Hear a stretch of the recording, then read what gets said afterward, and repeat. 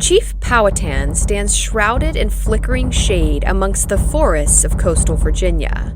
His arm raised, wooden club poised to strike the man who lay cowering beneath him. This man, with his pale skin and fair hair, is one of them. The ones trying to claim their ancestral lands, the ones who steal their precious food and burn their villages to the ground. This man must die. Suddenly, a streak of golden skin, a flash of black hair, and his beloved Pocahontas now lies beneath the club. She stares up at him, eyes flashing. If you kill him, you'll have to kill me too. Pocahontas may very well be the best-known indigenous historical figure ever. That's mostly thanks to the 1995 animated Disney film. You know the one where Pocahontas falls in love, despite herself, with the dashing Captain John Smith, heartthrob of every 90s tween. It's all very romantic. But did you know the real John Smith completely fabricated his relationship with Pocahontas in order to cast himself as the hero in his own twisted history? Let's fix that.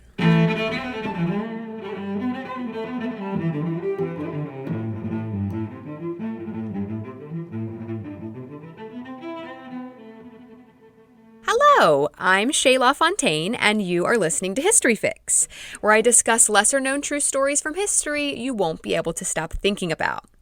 The story of Pocahontas is the ultimate history fix. It's the most widely known, horrifically inaccurate history story out.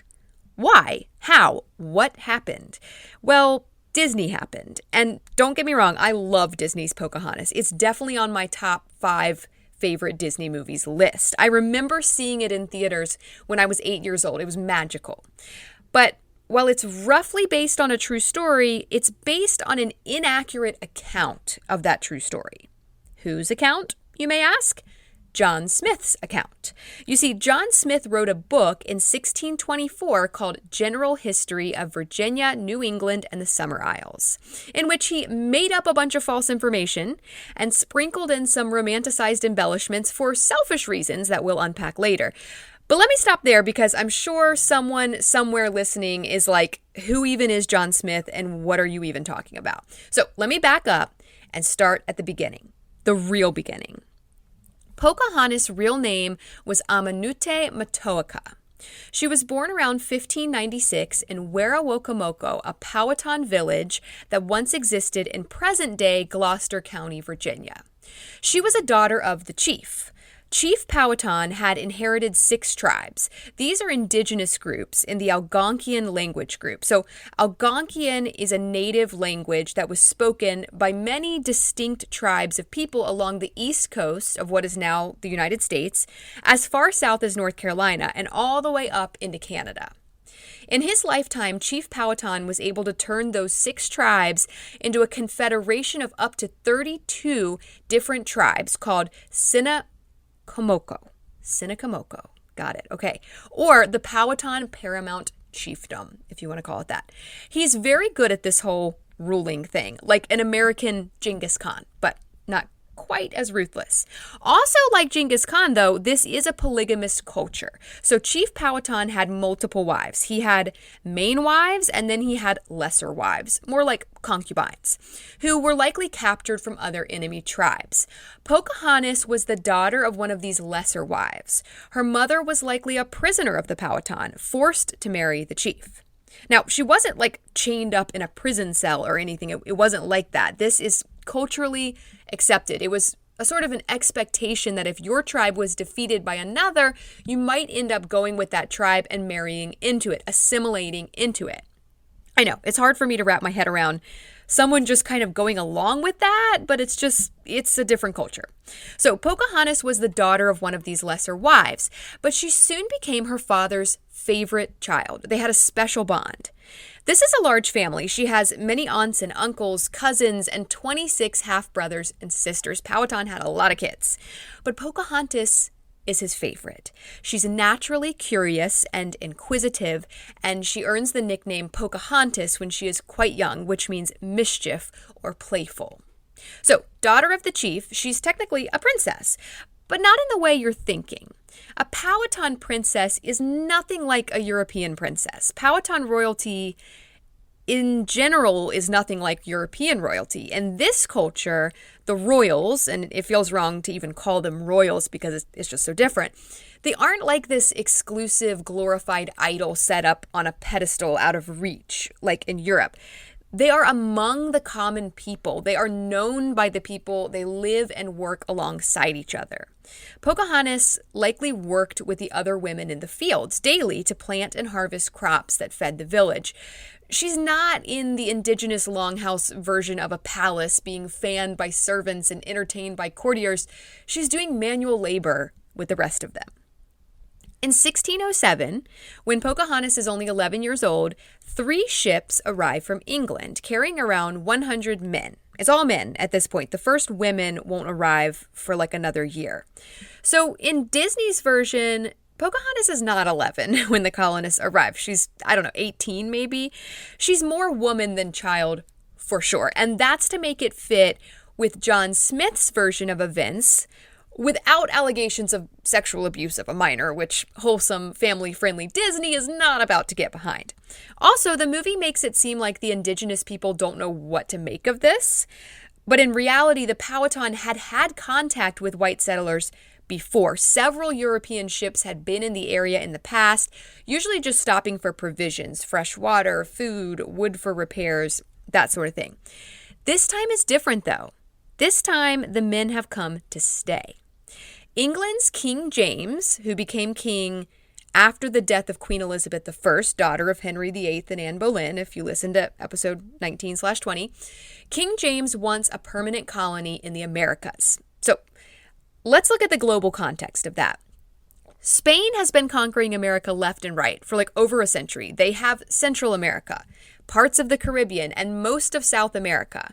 Because of all this conquering and all the gold and other riches they stole from the indigenous people in these areas, Spain has become one of the richest and most powerful countries in the world.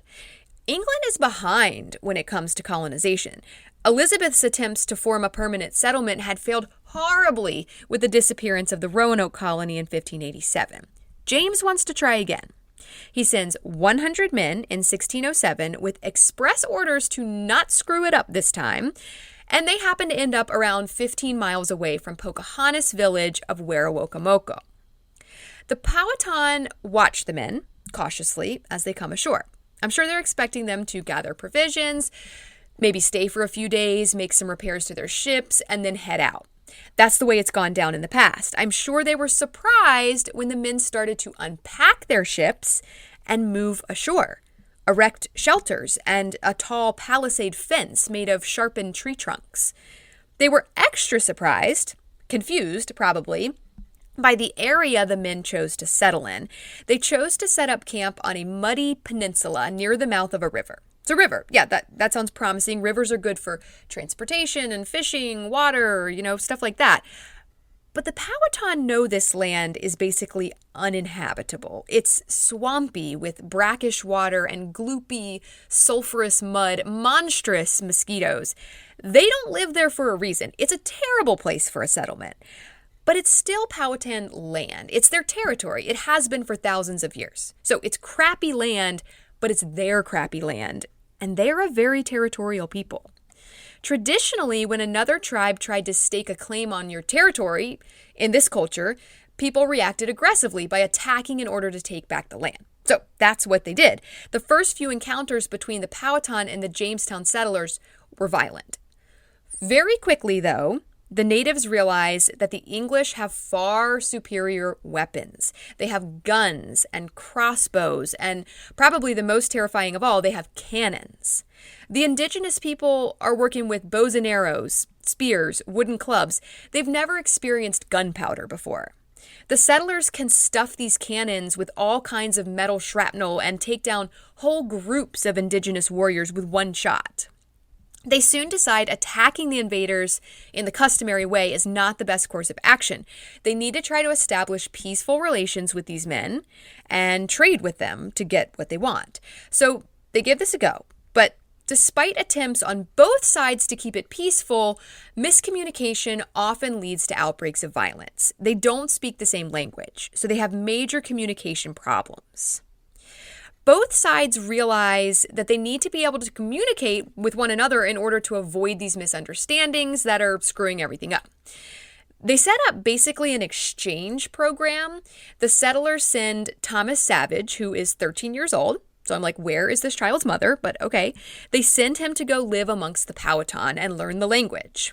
He stays with the Powhatan for around 3 years. They treat him very well, and he actually likes living with them. He becomes fluent in Algonquian and is often sent to relay messages to Jamestown. The Powhatan also send their own indigenous boy to live at Jamestown and learn English, but of course I can't find any record of his name. Pocahontas likely learned English through this exchange of young boys, possibly from Thomas Savage or from this mystery Powhatan boy sent to Jamestown. I don't know, but for some reason they're using children as translators. I mean, I kind of get it. Children are less of a threat. They also learn languages a lot easier than adults. Okay. In 1608, Pocahontas is sent to Jamestown to negotiate the release of some Powhatan prisoners. She's a little girl and a daughter of the chief, and they are sending her into the heart of hostile enemy territory alone. Why? Well, she speaks English, first of all. Also, she's a little girl, and they don't think that the settlers will harm a little girl. But also, if anyone can pull this off, it's Pocahontas. She's her father's favorite for a reason. She's very good with people. She's charismatic and sociable, and she makes people feel at ease. So picture this scene for a moment, and go ahead and scrap that mental image of Disney's Pocahontas, because our girl is like 12. As was customary, her hair would have been shaved in the front and on the sides, leaving a long section in the back that was probably braided. She would have been mostly naked, as all children were, depending on the season, and she would have carried offerings for the Jamestown settlers in exchange for the release of the prisoners. Raccoon skins likely hung around her waist, and she probably carried corn, food, something to barter with. When she reaches the gate of the looming palisade fence around the fort, she's alone, a harmless girl carrying food. So the settlers let her in. But their guard is up for sure. They are likely manning their guns and cannons, trained on the tree line where Powhatan warriors are watching, waiting in case this all goes horribly wrong. She reaches the center of the enclosure and gazes around. The men are in rough shape. Their gaunt, pale faces stare back at her. They're severely malnourished, starving actually. They can't leave the fort to hunt without the threat of being killed by the Powhatan. Every once in a while, supply ships arrive from England, and this helps, but the provisions only last for so long, and the ships refuse to take them back to England. King James is determined that this colony will succeed, and no one wants to tell him that it's failing miserably. So they're stuck in Jamestown with nothing to eat, poor drinking water thanks to the swamp they decided to settle in, and mosquitoes and dysentery and disease, and it's just a living hell.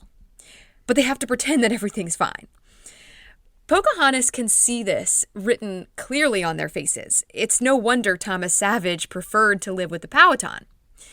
Pocahontas clears her throat and says, "Good afternoon," in clear English.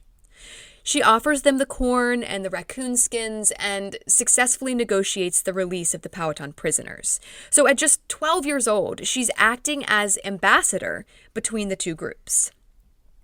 So this is not looking good for the English. They are holed up in their fort, literally starving to death. How did this all go so wrong? They have the cannons. What is going on? Well, their strategy was flawed. They modeled their strategy on what the Spanish had done successfully in Central and South America.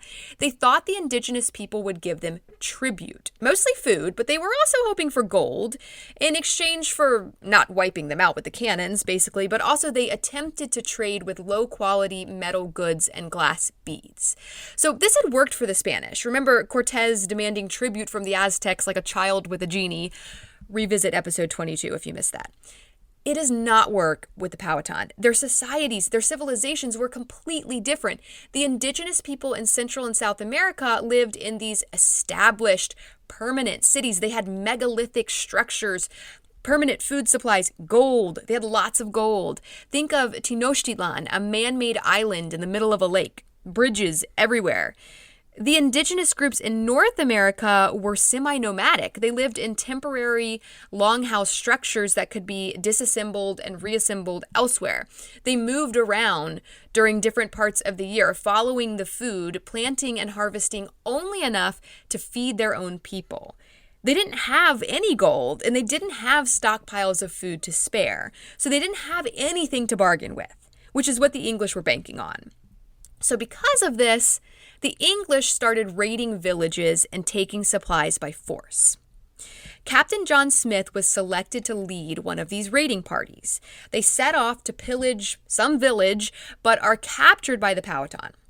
The rest of the men are killed, but Smith is paraded around to various villages and then carted off to meet the chief. And this is where Smith's account in General History of Virginia, New England, and the Summer Isles, which he published 16 years later, probably diverges from the truth. He writes of this fantastical, romantic moment when a teenage Pocahontas, who, remember, was actually just a child at the time, thrust her own head on top of his, shielding him from having his skull bashed in, and saves his life. For centuries since this book was written, historians have disagreed over whether this actually even ever happened. Most believe it did not. In 1608, Smith sent a report back to England after he was set free, and it does not mention Pocahontas or this event at all. It only comes up later in his book, which was a smash hit, by the way. So did he just add that part in to sell books, to make the story more exciting, more romantic? According to Camilla Townsend, professor of history at Rutgers University, on an episode of the podcast Short History of, quote, "There's a high chance that it simply didn't happen at all, that nothing even remotely resembling that event ever occurred. They wouldn't have tried to kill him. Why would they take him to at least a dozen villages and eventually bring him home if their plan was to kill him?" End quote. So for me, this draws into question the credibility of Smith's whole book. There is evidence to suggest that John Smith met Pocahontas at some point, though. He sent home letters in which he described a young indigenous girl who helped him learn Algonquian while he was in prison. That could pretty much only be Pocahontas. During his time in Werowocomoco, Smith worked to negotiate peace with Chief Powhatan. He promised that the settlers would stop raiding villages if the Powhatan stopped attacking them every time they tried to leave their fort. So that's the plan. Eventually, Smith is traded back to Jamestown in exchange for the release of Powhatan prisoners. But he has an accident with some gunpowder and is injured, so he returns to England. The peace Smith promised ends pretty much as soon as he leaves. The settlers start raiding villages again, and the chief orders that all white men be killed on sight, no questions asked. They become completely isolated in their fort. They can't leave without being killed. But even though the colony is failing miserably, remember, they have to pretend that everything is great when the ships come in bringing more supplies and more colonists, including women. No one is willing to admit defeat to King James.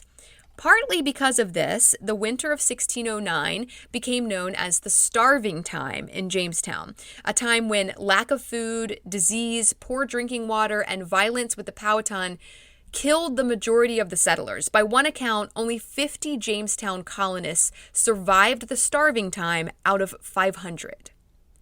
Evidence from the fort's trash pits, which have been excavated, suggests that the survivors resorted to eating horses, dogs, cats, rats, and even human corpses that were dug up and consumed in frantic desperation. In 2012, human bones with intentional cut marks on them were excavated from a Jamestown trash pit. And actually, I feel another mini-fix coming on because I got so sucked into a Smithsonian article about all the anthropological work that's been done to identify the woman behind some of those bones. There is facial reconstruction. It's freaking cool. I have chills. Anyway, stay tuned for that. Wednesday? Maybe. We'll see. So Jamestown is in bad shape. They're not even a threat anymore to the Powhatan at this point. The chief must have been like, all right, cool. We'll just go ahead and let them all die in there and move on. Pocahontas gets married, probably in her mid-teens, 16, 17. She marries a warrior named Kocoum. So Disney got that right. Kocoum. Pocahontas' sisters, by more important wives, would likely have married the chiefs of neighboring tribes. But remember, Pocahontas' mother was a less important, probably captive wife. So it makes sense that Pocahontas married a warrior, not a chief. She would have chosen Kocoum. I mean, dang, I would have chosen Kocoum. But it wasn't an arranged marriage, is what I actually meant by that. And they operated as equals in the relationship, which, thank you, Powhatan, that's beautiful. That certainly wasn't the case in European marriages. As a woman now, I mean, she's like 17, but that was a woman back then, she would have worn her hair long instead of shaved, and she would have worn a one-shoulder style deerskin fringed dress that would have been decorated with dyed porcupine quills. So a lot more like the Disney version of Pocahontas now that she's grown up. There is no record of Pocahontas and Kocoum ever having any children. And actually, by the time she's 17, he disappears from historical accounts entirely. It's possible he died. It's also possible that she divorced him. Divorce was completely acceptable in Powhatan culture. If a relationship wasn't working out, you weren't forced to stay together forever, like in Europe. It was better for the whole tribe for a dysfunctional relationship to end. If only that were the case for Henry VIII, how different history would have been. Pocahontas spends her days traveling between villages as a sort of ambassador, negotiating trade and maintaining peaceful relations within her father's empire. Jamestown has just been withering away, contained to its muddy swamp mosquito fort. But in 1613, even more ships arrive from England with even more settlers on board, and they have a totally different strategy this time. It's another strategy that they borrowed from the Spanish. Remember, Cortez took Moctezuma captive and attempted to control the Aztec Empire through him. And although that didn't really work for Cortez, they're going to give it a go here. One day, Pocahontas is visiting a village on the northern edge of Powhatan territory to arrange trade. The brother of the chief there, his name was Iopacis, he convinces Pocahontas to walk out on the beach with him and his wife to look at an English ship that's anchored offshore. She's like, I don't really care, but okay, whatever. She walks out with them to see the ship. All of a sudden, Iopacis' wife starts demanding to get on the ship. She wants to see the ship. Iopacis says she can only board the ship if Pocahontas agrees to go with her. And Pocahontas is like, dude, seriously? All right, fine, whatever. Because her whole job is to maintain peace with this tribe, right? She's a schmoozer. She's a diplomat. Plus, a rowboat from the ship is already heading towards the beach. She gets in the boat with this woman, and they head toward the ship, where they're invited to eat dinner with the officers and their wives. She's being polite. Sharing a meal is customary in both cultures, after all. After they eat, she's like, cool, take me back to the beach. But they're like, oh man, look at that. It got dark outside. I guess you'll have to spend the night. And if it's me at this point, I'm like jumping off and swimming. But Pocahontas keeps her composure. She's shown to a cabin on the ship where she sleeps for the night. She wakes up in the morning and she goes to open the door. But it's locked. The ship lurches forward, setting sail, and suddenly she realizes what's happened. Iopacis and his wife had betrayed her. They had tricked her into getting onto this ship, into becoming a prisoner of the English. Now, why would they do that? It's possible they received something in return, some sort of valuables as payment. It's also possible they wanted to stay on the good side of the English invaders. The ship was anchored just offshore, cannons trained on their village. It's possible they just gave the English what they wanted to protect their own people. They gave them Pocahontas, favorite daughter of Chief Powhatan.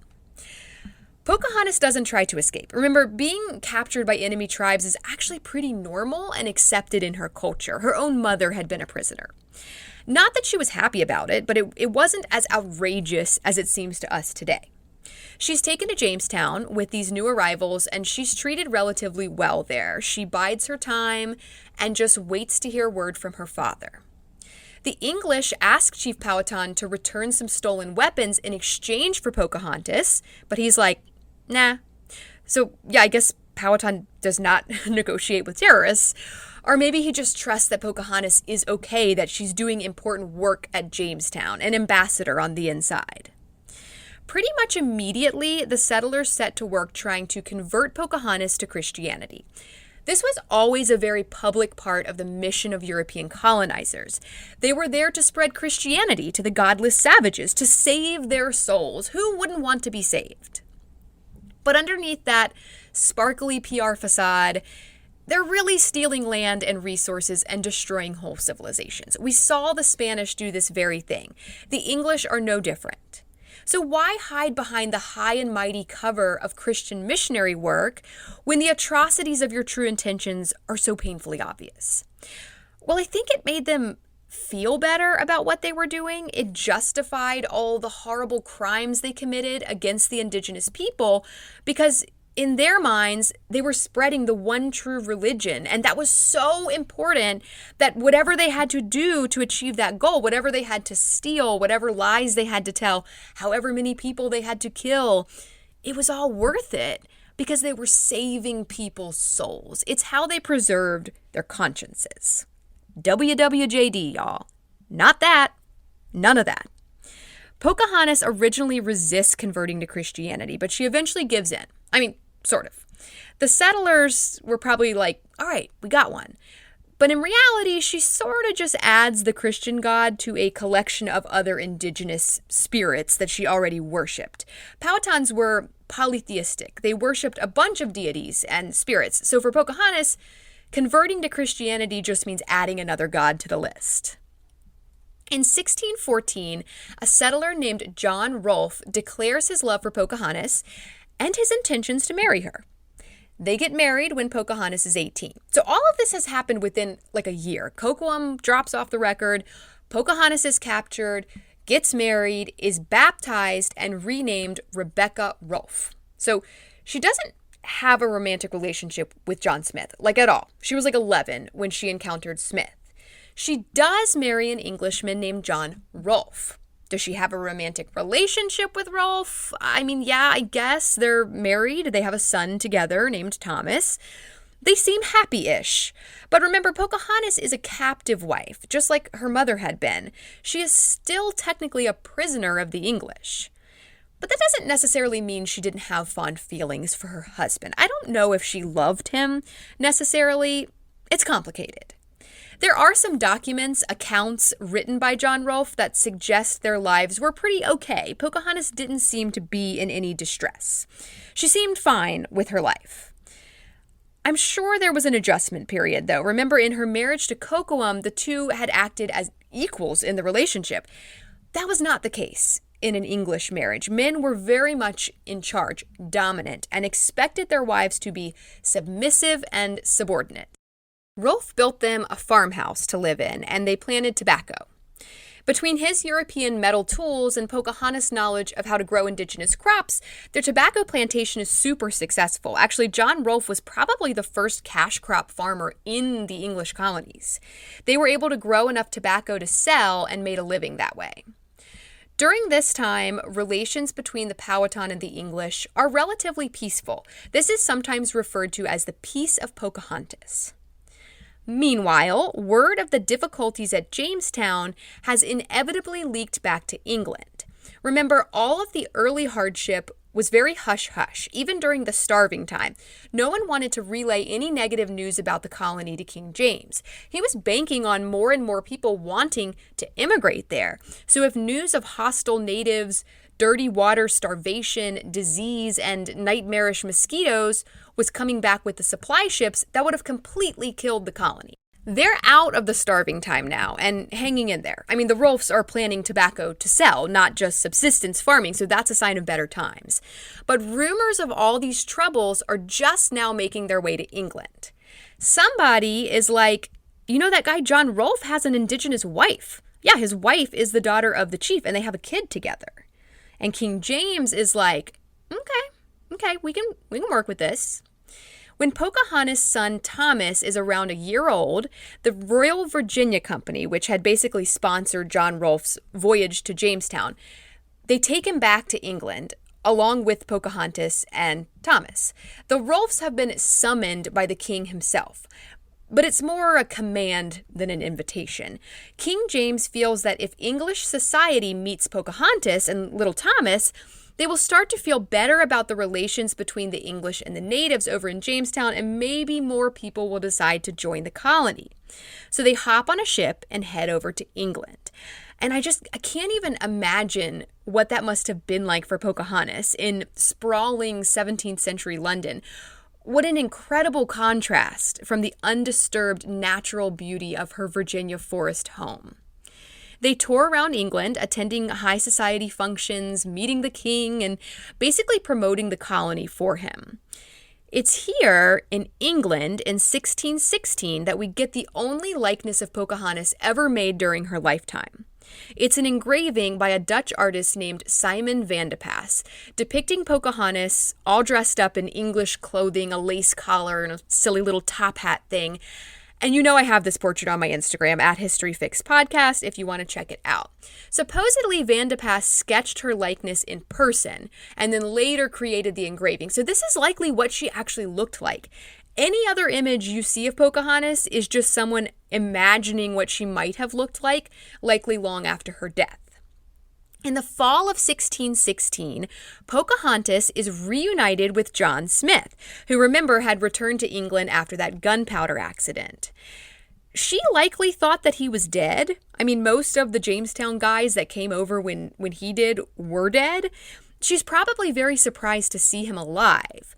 But the reunion does not go very well. Upon seeing him, Pocahontas starts screaming and yelling and calling him a liar. Actually, I believe the exact quote is, "You Englishmen do lie much." Now, in his book, John Smith writes of this outburst as if Pocahontas is his scorned lover, like he left her behind, let her think he was dead, and now she's just finding out that he's still alive, and she's just burning with passion and fury over this realization. It's like a scene from a soap opera. That always happens in soap operas, right? The woman thinks her lover is dead, and then come to find out, surprise, he isn't, but now she's already with someone else. It's classic soap opera romance drama.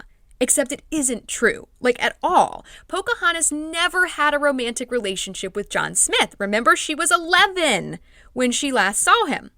She does yell and scream at him and call him a liar, though, but not because she's his scorned lover. She does this because he is a liar. He promised her father the English would stop raiding their villages and stealing their food, and they didn't.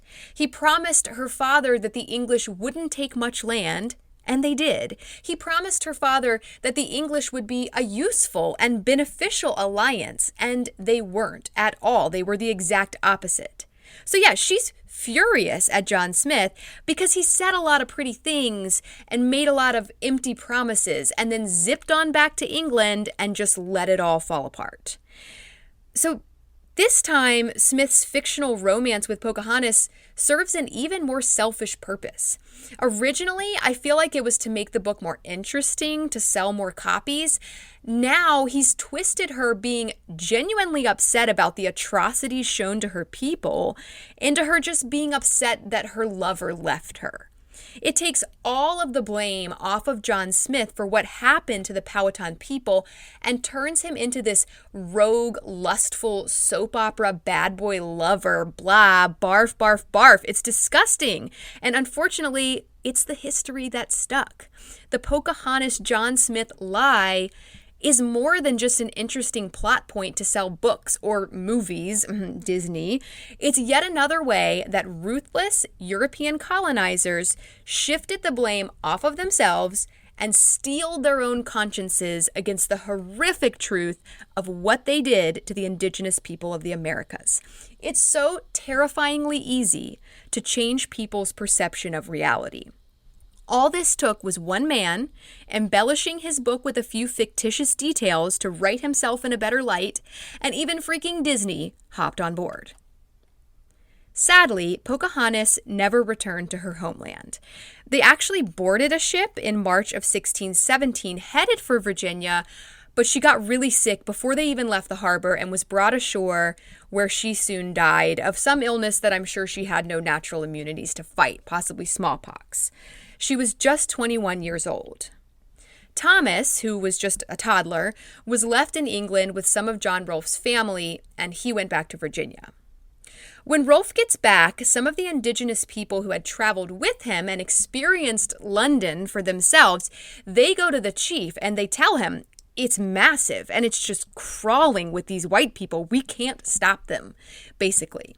Powhatan realizes he has to put an end to Jamestown now while it's still relatively small. If the English really have that many people, they have to strike now before more of these parasites are sent over. So there's an indigenous uprising, and around a quarter of the Jamestown population is killed. But in the end, this last-ditch effort by the Powhatan fails. The English do send more colonists, lots and lots of them. The indigenous people are riddled with foreign disease, overcome by superior weapons, and forced to flee from their ancestral lands. Within 2 generations, the Powhatan Confederacy ceases to exist. In 1635, Pocahontas' son, Thomas Rolfe, returns to Virginia as an adult. He wanted to meet his indigenous family. But at this point, any interaction with natives still in the area was outlawed. It had just gotten too violent. Relations had completely deteriorated, and he can't even access his own family. It really breaks my heart because Pocahontas tried so hard. She really tried to make peace between the English and the Powhatan, sacrificing her own culture, religion, and freedom in the process. And she was able to stem the flow of violence, for a time, the peace of Pocahontas. But she just couldn't hold it back forever. Thank you all so very much for listening to History Fix. I hope you found this story interesting and maybe you even learned something new. Be sure to follow my Instagram @HistoryFixPodcast to see that image of Pocahontas and other images that go along with this episode, and to stay on top of new episodes as they drop. I'd also really appreciate it if you'd rate and follow this podcast on whatever app you're using to listen. That'll make it much easier to get your next fix.